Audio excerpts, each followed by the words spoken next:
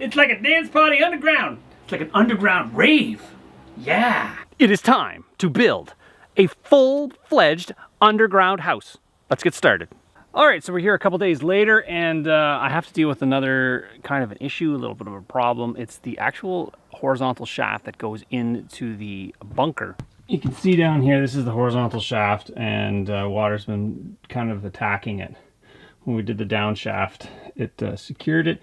Now all we do is kind of prevent water from draining directly into this hole and making this a little bit more solid. So we're gonna excavate this section. This is the remains of the spider hole. And if I want to make this kind of like a proper underground bunker that's going to stand the test of time, I can't employ sort of, you know, the ancient technologies of Japanese spider holes. The horizontal shaft that I dug originally and reinforced it with wood had a little bit of a void above it, and over time what happens is it's settled.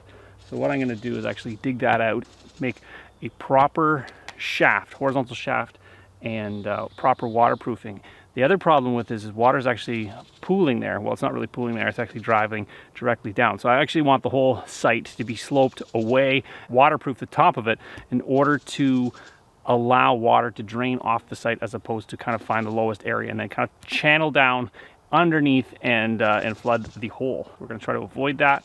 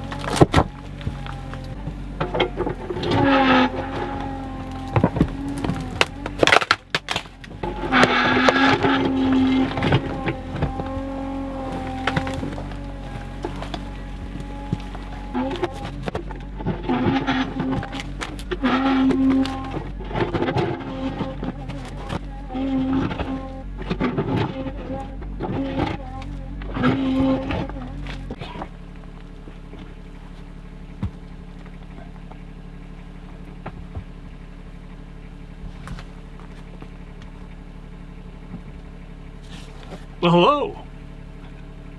Well, as you can see, the horizontal shaft has been removed. Now all we do is rebuild it stronger, faster, waterproof.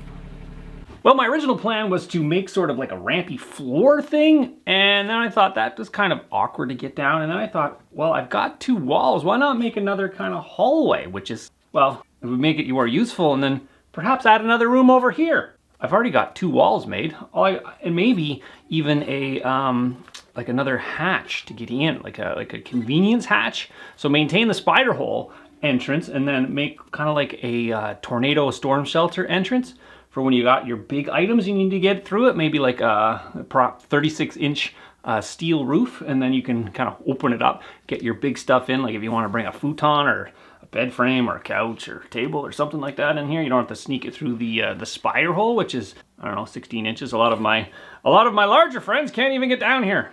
So if I can make an easier access, more friendly access, I'm going to do so. And like I said, I've already got two walls. I might as well make use of them and create sort of a platform. And then I'm going to do another room over here, but it's already made. You guys might have seen that. It's a large metal container, which I think will be perfect for this location right here. Well, I was thinking, you know, you got to start somewhere. And I was thinking to myself, this is what happens when you have like Colin Firth's ambition, but not his money. You kind of start digging your underground bunker, and you fill it in with wood, and you see how you like it. And then you go from there. I could always cover this in concrete. Easy peasy. Anyways, it's coming along. We can see we got our back wall up. We got our posts in. Yeah, we're just kind of filling in the gaps where we need to. Nice and solid. I've learned from my past mistakes that you basically got to keep the stuff that's outside out, and you've got to rethink your way of building. Normally, I think normally you don't really worry about outside pressure. Generally, when you're building cabins and whatnot, the air pressure is not going to come in.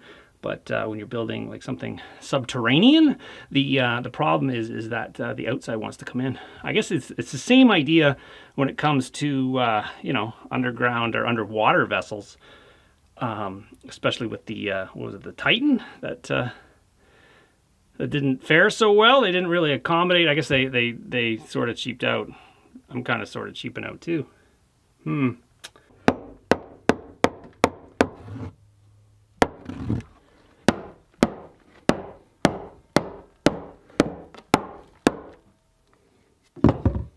All right, now that we got the main hole kind of pretty much framed out, I gotta make a hatch for it. But I want an easy access kind of down, and we've got something that's not even quite square or plumb or level.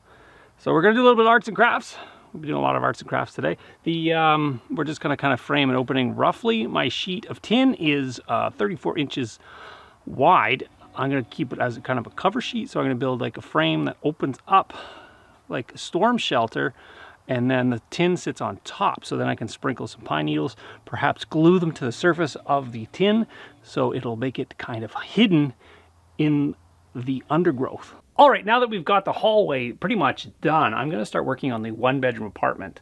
In order to do so, I've got to dig another really big hole and give myself some space to put my, it's basically a big can, a big steel tin can that's going to act as my my bedroom, and then I'm going to attach it to the hallway, and that gives me a really comfortable dry space because the thing is ready-made. So if you can find, you know, steel cans, like really big culverts and stuff like that, that's the probably the easiest way to go, as opposed to using wood. And then as long as it's thick enough wall and it's you know, can support the weight. This being about 5 feet in diameter, it's actually not going to go underground very far, so I'm not really worried about you know, anything from collapsing from above. It should be pretty good. But first I've got to just dig a hole and then get the site prepped for my thing, and I should be able to just drop it in. It should be just as easy as that.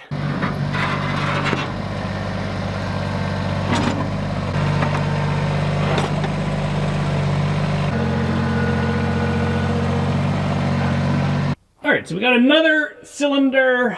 I use a similar one for the bomb shelter. This one is, well, it's a little muddy, but it's not terrible. Same idea. So the idea is to put this in, and then it's kind of like a ready-built shelter. It's really, really heavy, like 1/4-inch plate steel, and it will make an awesome, awesome little 1-bedroom. Once I get that all cleaned up and probably painted a little bit. All right, but first, before we put that in there, we're going to put sort of a shelf. This is an old garage door panel. It is made out of styrofoam and steel, but the problem is it's a round sphere, so you can't really cut it in order to fit it in unless it's outside. So we're going to slide that in first before we roll it into the hole.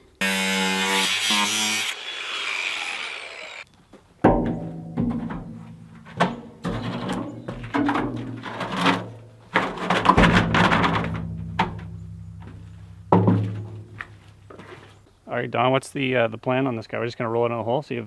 Yeah, we're gonna roll it in the hole. What's the worst that can happen? It's a solid piece of steel. The only thing I can think of is... There's no one there, so... Yeah, there's no one there, so like we can't really... We'll just see what happens, right? Let's set this camera up and we'll see what happens. So the idea is to roll that guy there over to here, and it just kind of plops into the hole and it'll be perfect. Sure, why not, right? That should work.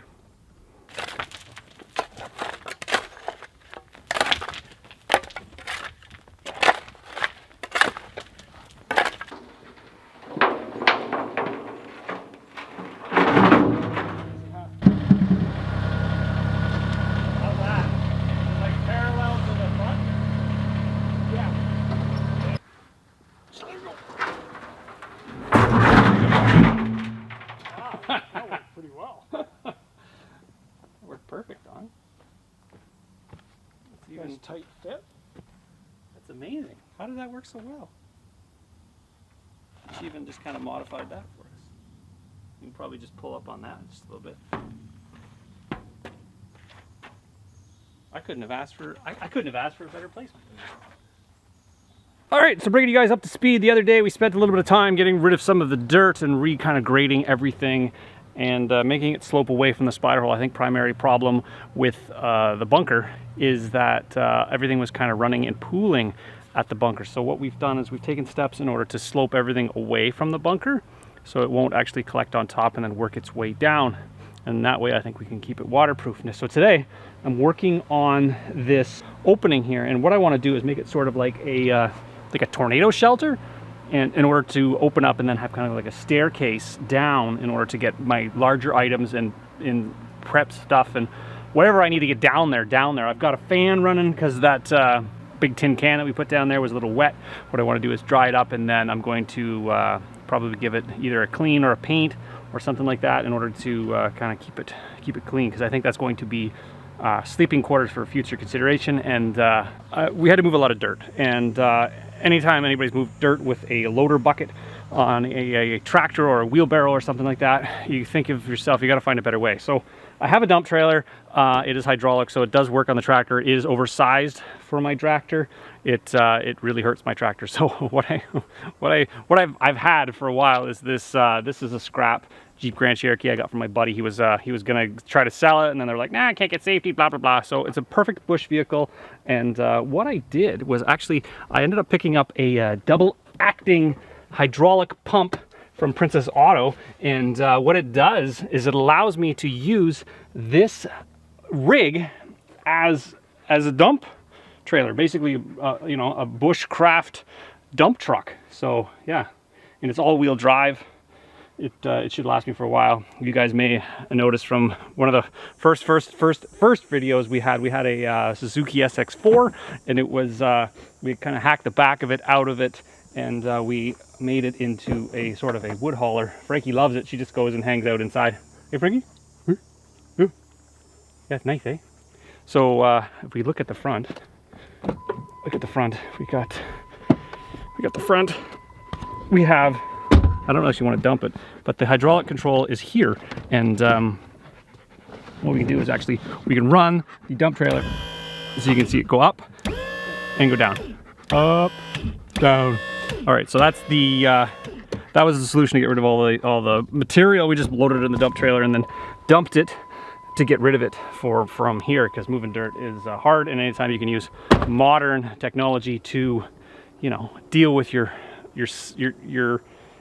overburden or your waste sand, that you got to get rid of it, because you can see it's pretty much looking normal. I got some plans for this stuff over here that was a lot of windfall, a lot of blow down.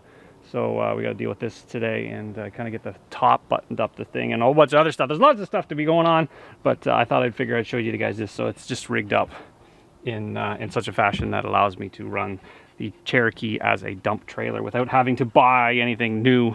So that's there. I got some hoses made up, and then that connects to the dump trailer all the way over there. So it's all hydraulically powered. I've got a 12-volt battery sitting right here. You got the connections. And then what's really cool is that the controller is right at the driver's seat. Hey Frankie, what do you think? Hey, wanna go for a ride? Hey, what do you think, Frank? You ready to drive? Why don't you get in the driver's seat? Go for a boot. Hey, what do you think?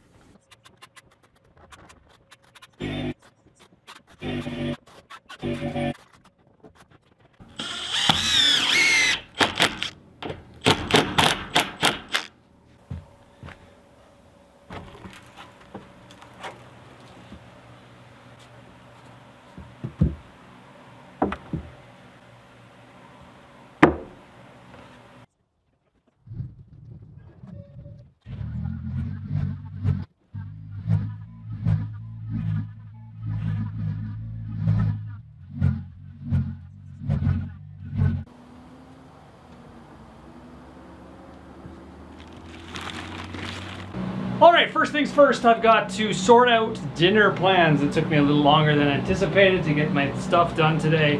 The plan is to stay in the bunker this evening, but it's not quite set up right. I built my power pack and I got my toaster oven, so that's what we're cooking. We're gonna be cooking pizza today. I'm just gonna get it in the oven, then I'm gonna build a bunch of shelves on the table because I want to be able to actually sit down and enjoy my dinner and start cooking. I got the fan in the exit shaft. It turns out it's an awesome ventilation shaft. I don't need to actually do anything. What it's doing is actually pulling out of the spiral hole, and then the fresh air comes in the hatch, kind of bringing in dry air and ultimately drying the space out. We had a lot of water in here, and well, it's got to dry out at some point, I hope. Anyways, that's the current plan. So we got some cool dry air coming in to dry out the otherwise damp hole. I figure I got Dinner of Champions. I've also got quite a bit of stuff to kind of stock up the bunker in case of you know, you got to use it. You might as well stock up. So I've got some I got some cookies because they're sealable and they're in plastic containers, so they won't decide to rot. I was avoiding all paper things at all costs. These things, well, the Pringles tubes. Look at those we're gonna eat tonight. But yeah, we got some. Where's my pizza? White potatoes in cans. See, white potatoes. I went for the old Walmart stock up just to get enough stuff to kind of get me through tonight, and then other times if I can. So I just grabbed a frozen pizza. The deep dish frozen. Ever had a Red Baron pizza? There's 2 servings in here. If I had a. Where's Don when you need him to eat a pizza? Let's see. What do we want? What does it say on the side of the box? Cook on high, 100% power, 30 seconds. What about in the oven? Why won't you turn on? Oh, I gotta read the manual. What the? Why won't it turn on? It's not plugged in.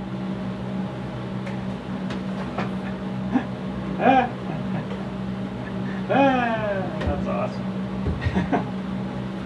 Because I'm an idiot. Oh, jeez. There. It helps if you plug it in. Alright. This is a single serving. I'm putting both of them in there. I'm not going to risk it. I'm going to... Red Baron. The Red Baron pizza. 2 itty bitty pizzas. Alright. 20 minutes. Set the timer. Alright, so I was thinking of building a wood table, and then I was thinking to myself, that's probably not a good idea during the, you know, the moist conditions and the whatnot. So what I did was I had this from a while back. This is actually the facade on one of those commercial buildings. It's from one of those big banks that they were, you know, closing down because they don't make enough money. I don't know. Big bank, a red big bank in Canada. Can you guys guess which one it is? And there's these brackets on it. I might get the brackets off. I might not be able to get those off. They've been sitting there too long. I need to eat dinner. I'm hungry. All right, thanks. All right, got the table built. Well, it's a little tall. It's like a bistro table. You just sit right there, right on top. You can just eat right here. It's not terrible. Maybe my chair is too small. Why are you using the skill saw in the kitchen, Kevin? Well, I don't know. Where else am I gonna do it?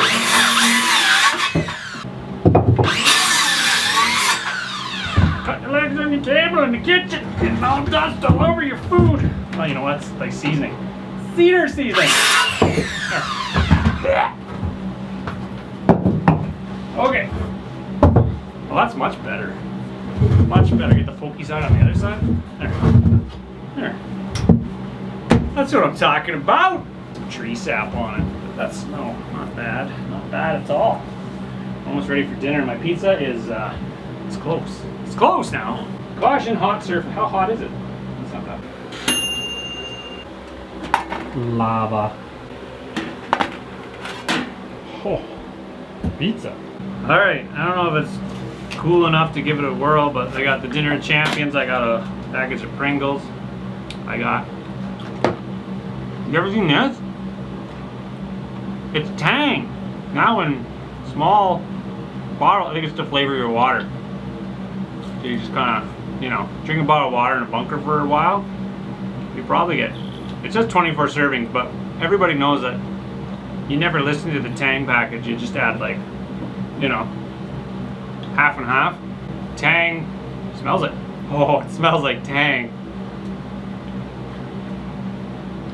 Wow! That's childhood right there in a bottle. You guys gotta try that. Try to find the Tang. Looks like, I guess the brand is Mio. That little, it's not Mio. It's actually Tang. That tastes exactly like Tang. For those of you that forget what tang looks like, it looks like this. I went and got tang because I'm going to put it in jars and have it down here because it's a great source of vitamin C, and it's important to have vitamin C in your bunker. You don't want to get scurvy. I guess it's not like a boat, but I think, you know what, having that much sugar and that much deliciousness, you got enough bottled water, then you get tired of drinking bottled water for a while. Let's see if a pizza's cooked. It looks like it's on fire. It feels like it's a muffin. It's a pizza muffin. It's got like ever so crunchy sides. It's probably gonna burn the roof of my mouth. It's like a deep dish pizza. Not bad. Not bad at all. It's a little hot still. I currently have enough food in the bunker probably to last a week, I think. Like peanut butter, Kraft peanut butter, because well, it's in a plastic jar and it'll maintain. I've got a series of pastas and lentils and stuff like that in mason jars on the shelf that allows me to sort of maintain. We got some sardines in spring water. That's in case my brother decides to, you know, come out. He can have, you know, fish in a can. Got the instant coffee because that's important. And it's also in a glass jar, which will stay good forever. I've got mini Vienna sausages. Mario's mini Vienna. I've never had these. Suggested serving. They show you all of the Vienna sausages on one plate. I don't know if you're supposed to eat all of those. How much salt is in there? Mechanically separated pork. That sounds delicious! Sodium ascorbate. That sounds like salt. Sodium nitrate, salt. There's like 19 ingredients that's salt. It sounds perfect, actually. I'm gonna see if my pizza is all right, well, we're in the bedroom now, and we're gonna get this thing set up for sleeping. Doesn't look like much now, but you gotta trust me on this one. I'm gonna make it look cool. We're still waiting for it to dry a little bit. It's a little, there, I just got it wet. I'm actually trying to wipe down the bed area because it's got some dirt on it. But once this is dry, kind of acclimate to its condition, I'm going to give it a paint to make it look a little bit more pretty, because right now it kind of looks, what's the word? Rusty. There's another word for it.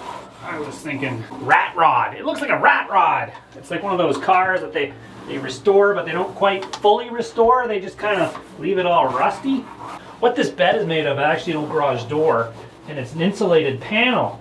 And what that allows it to do is it actually radiates the heat back up towards you, so it acts like an insulating layer from below. As long as you have proper sleeping bag, you can actually stay warm, really warm actually. And then if you're like, you know, you want to incline yourself, you can adjust the bed like this. You could actually, like, in the daytime, when you don't just want to relax on your phone, something like that, you can sit in an incline position. You can even be like more of an inclined position if you wanted to. Well, that's probably too inclined, but you could sit like this. Anyways, that's why I made it adjustable. Perfect. Okay, first layer. Now we do multiple layers. We've got the yoga mat, and then the stuff doesn't slip off. That's a great idea. Okay, so we got a sleeping bag. There we go. All right, so that is really comfortable. And I know I'm safe because I'm surrounded by really, really thick steel. I have a bunch of hard drive magnets that I've collected, and that's what I'm going to use to stick them to the metal. And it's actually good if you want to hang up anything, your drawings. You can draw on the wall and then just have them attached. They're really, really strong. I probably shouldn't have done that. It's stuck there. Okay. All right, we got them all installed. As you can see, they're not on. Let's turn them on. Where's the button? Button on. On. There we go. Let's just go white. There we go. Cool, eh? So we got all the lights set up so it doesn't look so dreary in here. We get to sit right here, and then you can just put your controller right there. It fell. So when you want to go to bed, you lay down, and you grab your control, and you go off. Oh, sleepy. It's getting close. There you go. Anybody want to have a seizure? Holy moly. That's bright. It's bright and colorful. It's like a dance party underground. It's like an underground rave. Yeah. Stop blinking. There. Back to normal. Actually, is there a rust color? Maybe that's a better color. Is it green? Like a peach color? Ready for bedtime sort of color.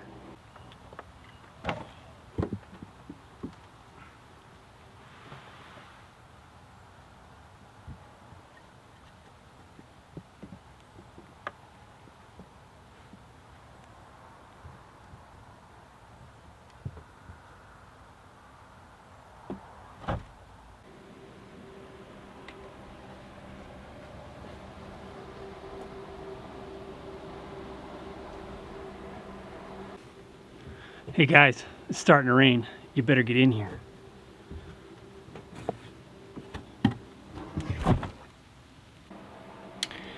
Well, before it gets a little too dark, I'm going to give you guys a little bit of a tour of a new and improved bunker, or in this case, the renovated spider hole. We've got so many more amenities, so many more space. We've pretty much, I would say we doubled the size of it. We've got basically a one-bedroom apartment now with the kitchen. I guess it's bigger than a bachelor. It is definitely a one-bedroom. So let's start the tour. So we're coming in through the main hatch. We got a man-sized door or a person-sized door.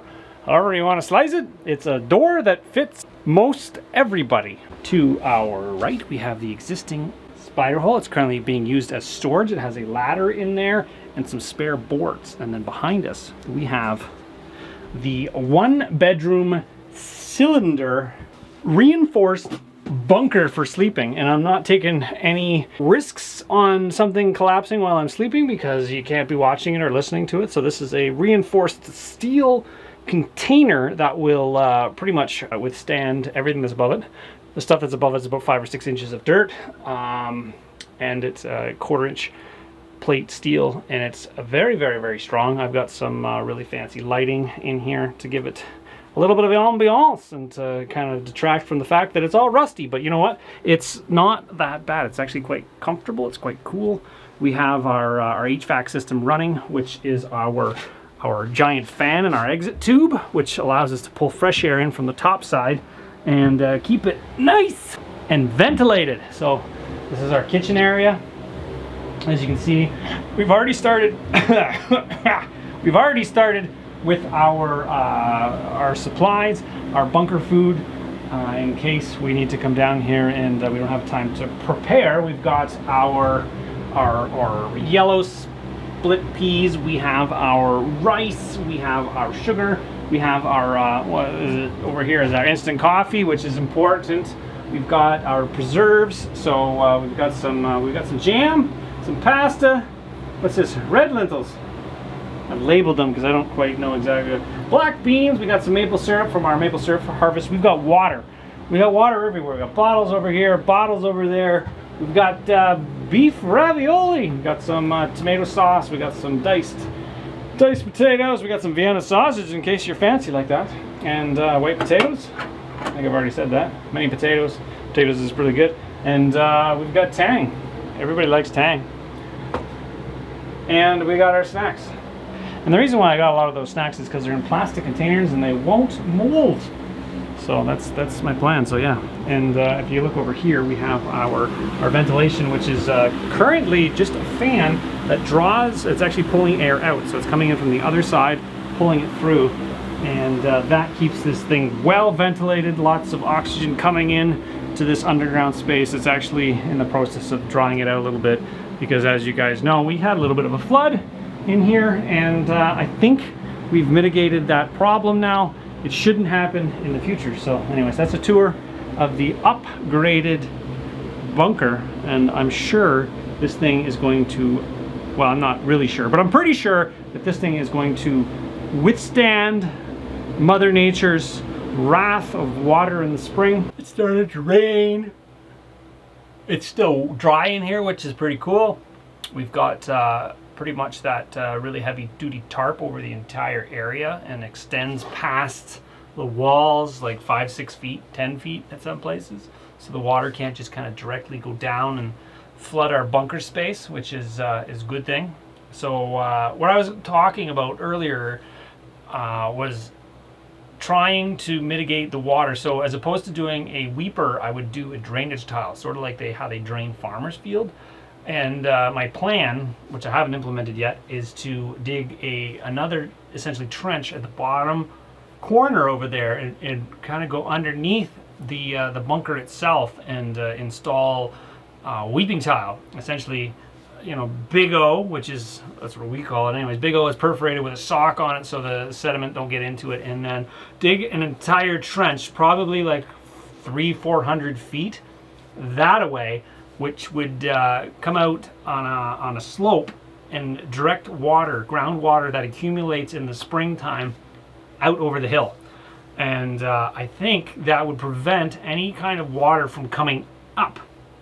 Now, that being said, I'm not certain it was groundwater coming up. There was a ventilation shaft that was in the one corner, and I think the rain and the snow melting combined kind of, once water finds a path, it's gonna follow it. So I think it kind of went, and then it just kind of collected in the spider hole. So that's what I think anyways. But we're gonna, I don't know if I'm on the right track. If you guys wanna put your input on there to, you know, in regards to the weeping tile or the drain tile essentially. And anytime I sleep in a sleeping bag, I always wear my socks. There's my remote. My remote. I'm not wearing am I wearing my sunglasses still? Oh, where's the thing? The dim. Dim, dim, dim. Perfect. Well, good night. Where's the light? On. Turn the light on. Why doesn't this work? On. Well, it's fitting for the morning. We had a crazy rain last night. I could hear rain on a tin roof. It appears there's water on the floor a little bit. It was like dripping in. I'm not sure. Let's just take a little tour of see if everything else is dry. I've got